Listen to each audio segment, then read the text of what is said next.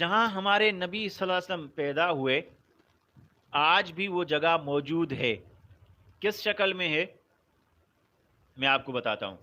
میں نے اس کی کچھ تصویریں بھی جو ہے وہ لے لی تھی، وہ بھی آپ لوگوں کو انشاءاللہ دکھاؤں گا کہ پہلے کیا تھا اس کا. جہاں ہمارے نبی صلی اللہ علیہ وسلم پیدا ہوئے جس زمین کے ٹکڑے پر، وہ تو مبارک جگہ تھی.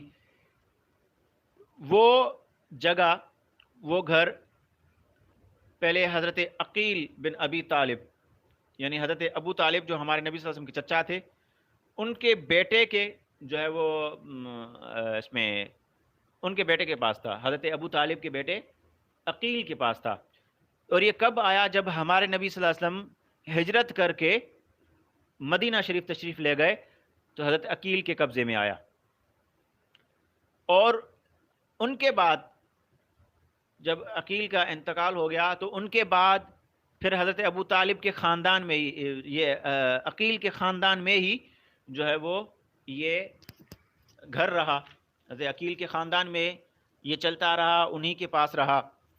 چلتے چلتے کئی صدیاں گزر گئیں تو پھر اس کو حجاج بن یوسف جو گورنر تھا، حکمران تھا، ایک گورنر تھا، اس کے بھائی محمد بن یوسف ثقفی نے 1,00,000 دینار قیمت ادا کر کے اسے خرید لیا. ٹھیک ہے، محمد یوسف ثقفی نے کتنے میں خریدا؟ 1,00,000 دینار دے کر ہمارے نبی صلی اللہ علیہ وسلم کی جائے ولادت کو، جہاں ہمارے نبی صلی اللہ علیہ وسلم پیدا ہوئے، اسے خرید لیا. پھر یہ انہی کے جو ہے وہ انہی کی ملکیت میں رہا.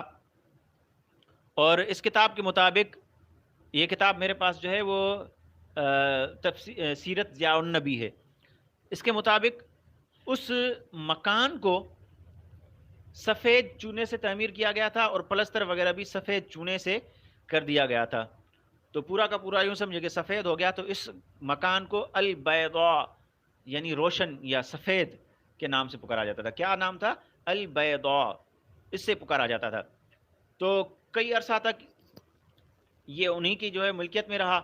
پھر خلیفہ ہارون الرشید، خلیفہ جو گزرا ہے، وہ جب حکمران تھا، خلیفہ تھا، تو اس کی بیوی زبیدہ جب حج کرنے کے لیے آئیں تو اس نے اس جگہ کو، ہمارے نبی صلی اللہ علیہ وسلم کی جگہ کو کیا کیا؟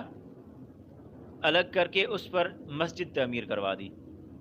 کچھ لوگ یہ کہتے ہیں، میں نے انٹرنیٹ پر بھی تھوڑا سا سرچ کیا اس حوالے سے، تو یہ آیا کہ خلیفہ ہارون الرشید کی جو والدہ تھی خیزران، وہ جب مکہ آئیں حج کرنے کے لیے تو اس نے آپ صلی اللہ علیہ وسلم کی جو ہے وہ جہاں آپ صلی اللہ علیہ وسلم پیدا ہوئے تھے اس جگہ کو جو ہے وہ لے کر اس جگہ پر مسجد بنوا دی. اب اللہ ہی جانتا ہے، بہتر جانتا ہے کہ مسجد انہوں نے بنوائی یا مسجد زبیدہ خاتون نے بنوائی. کسی نے بھی، بہرحال مسجد اس جگہ پر بنا دی گئی. تو یہ مسجد کئی عرصہ، کتنا ہی عرصہ یہ مسجد وہاں تعمیر رہی. اب اس کتاب کے مطابق لکھنے والے یہ کہتے ہیں کہ تقریباً 1370 یا 71 عیسوی میں، 1370 یا 71 عیسوی میں، یعنی آج سے تقریباً جو ہے وہ آج 1444 غالباً ہجری ہے. یہ بات کر رہے ہیں 1370 ہجری. تو 30 سال وہ ملا لیں اور 40 آج کے ملا لیں، یعنی تقریباً 73-74 سال پہلے کی بات کر رہے ہیں.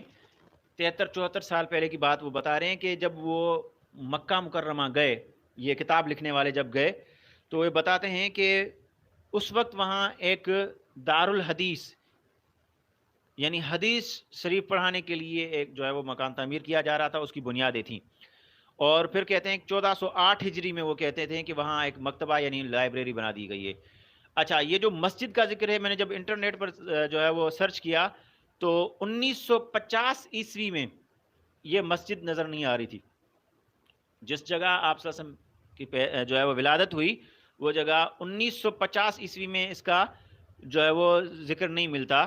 یعنی کیوں نہیں ملتا؟ انٹرنیٹ پر یہ آ رہا تھا کہ جب سعودی عرب آزاد ہو گیا، وہ وہاں پر حکومت ہوئی، تو وہاں کی جو حکومت تھی، وہاں کا جو بادشاہ تھا، اس نے یہ کہا، بہت ساری مذہبی شخصیات جو بڑے بڑے علماء کرام تھے، مذہبی لوگ تھے، انہوں نے یہ کہا کہ بھائی یہاں مسجد تو بنی ہوئی ہے، آقا صلی اللہ علیہ وسلم کی جو ہے ولادت کی جگہ ہے، لوگ اس کو جو ہے وہ بہت زیادہ اس کا احترام کرنے لگیں گے، اور اس میں کہیں وہ شرک نہ کر بیٹھیں، تو بہت زیادہ خامخواہ کا جو ہے وہ احترام کہیں نہ کر لیں، اس میں غلطی نہ کر دیں احترام کرنے میں، اسی لیے اس جگہ کو جو ہے وہ برابر کر دو، یعنی زمین کے برابر کر دو، نشان نہ چھوڑو، اس کو برابر کر دو تاکہ لوگ جو ہے وہ آ کر بہت زیادہ جو ہے وہ عزت اور احترام میں نہ پڑیں. جیسے آج کل لوگ جاتے ہیں نا، مزارات پر جاتے ہیں، عزت کرنی چاہیے، احترام کرنا چاہیے، لیکن وہ احترام میں اتنا جو ہے وہ آگے بڑھ جاتے ہیں،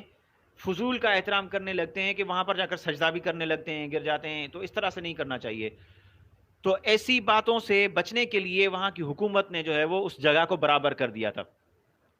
لیکن پھر ایک شخص نے، وہ کامیاب ہو گیا، وہ غالباً گورنر تھا، وہاں کا گورنر ہوا، جہاں کے عہدیدار تھا، جس کو میئر کہا جاتا ہے، ٹھیک ہے. تو اس نے پھر وہ جگہ لی، اور پھر اس جگہ پر ایک لائبریری تعمیر کرانے کے لیے، لائبریری بنانے کے لیے اس نے اجازت بھی لے لی، اور سارے کاغذات وغیرہ بھی بنوا لیے، اور وہاں پر اس نے لائبریری بنا دی. اور اب جہاں تک میرا خیال ہے، انٹرنیٹ میں تو یہی آ رہا تھا کہ اب وہاں پر ایک لائبریری بنائی ہوئی ہے.